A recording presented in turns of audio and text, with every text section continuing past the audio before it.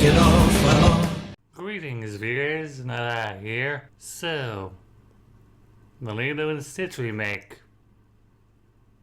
Yeah, not a fan. I watched the original Lilo and Stitch movie when it came out, and I watched the spin-off series, and what my investment back then was all the weird aliens. Now it's kind of the theme of family. Which is why I really take issue with this scene from the remake. Why are you trying to go against what Mama and Papa said? Because we were left behind. That burns my ass! Your parents died by accident. In the original film, this is devastating for both sisters. Lilo's weirdness is technically a coping mechanism. Speaking as someone who has a very close-knit family and lost a parent this year, this line for the remake upsets me so much. But hey, let's be fair, this was probably something at the moment, and she probably didn't really mean it. And yeah, you can argue that the remake is trying to be more realistic, and the franchise's slogan is pretty idealistic. How, ever, sounds like she's mad at her parents for dying. You know, the thing they had no control over? Again, probably just something she said in the heat at the moment, and may not actually believe because she was seized by emotion.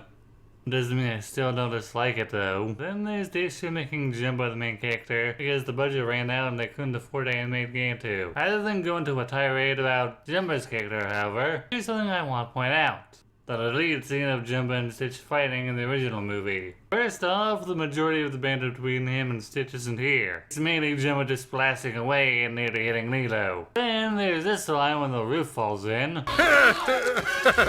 It makes me sad to see you like this, old friend.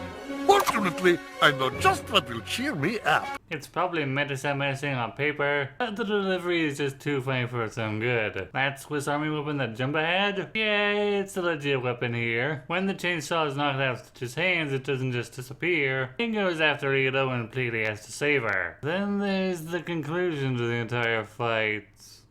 Stitch doesn't get his little clawed hands on Jumba's blaster. He rips out the stove and Jumba pulls the trigger, causing the explosion that destroys the house.